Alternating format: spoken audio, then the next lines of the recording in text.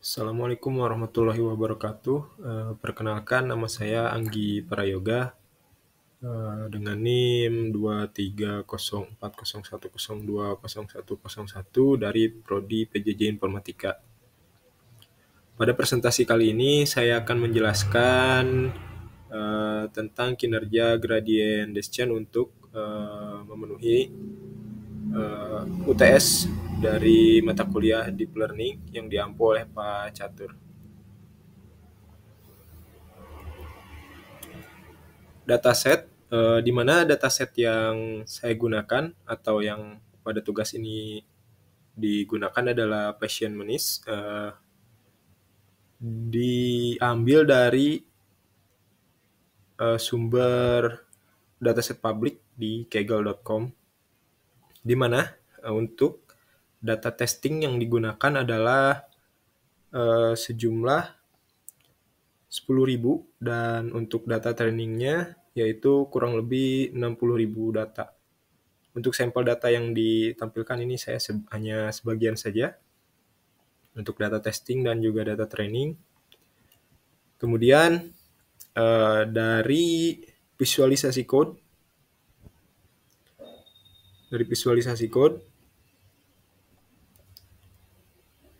yang pertama adalah untuk pada bagian memuat dataset, kemudian pisahkan fiturnya terlebih dahulu sesuai label, lalu tambahkan dimensi saluran dan juga visualisasi gambar untuk 9 gambar pertama.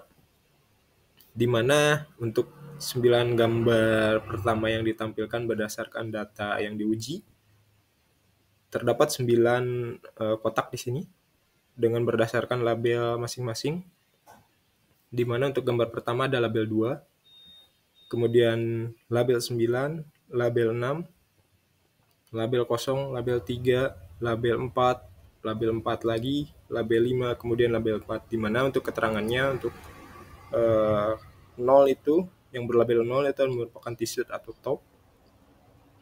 Kemudian yang pertama ada trouser, yang kedua pullover, 3 dress, 4 coat, 5 sandal, 6 shirt, kemudian 7 sneakers, 8 bag, 9 ankle boot.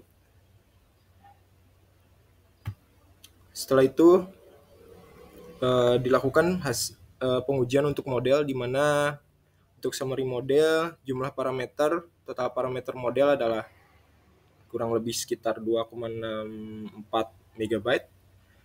Parameter ini digunakan untuk mempelajari pola dalam data gambar. Kemudian lapisan model, yang pertama di sini digunakan lapisan konvolusi untuk menghasilkan output dengan bentuk non 262632. Setelah penerapan kernel konvolusi, jumlah parameter di lapisan ini adalah 320. Karena terdapat 32 filter dengan kernel berukuran 3x3, kemudian Python mengubah bentuk output dari lapisan konvolusi menjadi vektor satu dimensi dengan panjang 21,632. Kemudian dense atau lapisan fully connected pertama menghasilkan 32 unit dan lapisan kedua menghasilkan 10 unit untuk 10 kelas klasifikasi. Seperti terlihat pada tabel untuk summary modelnya. Kemudian hasil dari pengujian model untuk approach-nya itu dilakukan sebanyak 20 kali, di mana di sini terlihat bahwa nilai dari akurasi yang pertama itu 0,6984 dan nilai loss 0,8714, terus meningkat seiring dengan waktu pengujian, di mana untuk pelatihan dari model tersebut, akurasi pelatihan itu meningkat dari 69,84 pada approach pertama menjadi 92,31 pada approach ke-20. Kemudian ini menunjukkan bahwa model belajar dengan baik dari data pelatihan ya untuk data ujinya. Kemudian loss pelatihan, loss berkurang secara signifikan dari 0,8714 pada approach pertama menjadi 0,2112 pada approach ke-20. Penurunan loss ini menunjukkan bahwa model semakin baik dalam memprediksi kelas gambar. Kemudian akurasi validasi Akurasi validasi itu dimulai dari 82,25 pada epoch pertama dan meningkat menjadi 90,29 pada epoch ke-20. Ini menunjukkan bahwa model tidak hanya belajar dengan baik pada pelatihan, tetapi juga dapat menggeneralisasi dengan baik pada data yang tidak terlihat sebelumnya. Kemudian loss validasi. Dari 0,5122 pada epoch pertama menjadi 0,2734 pada epoch ke-20 yang mengindikasikan bahwa peningkatan kemampuan model dalam memprediksi data validasi. Kemudian hasil evaluasi data uji untuk gambar grafiknya untuk akurasi model seperti berikut, di mana akurasi pada data uji itu 90,29 untuk tes akurasinya. Kemudian loss-nya itu sebesar 0,2806.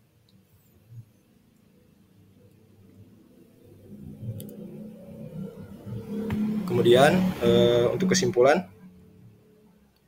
kinerja model untuk ada typo ya, harusnya DNN.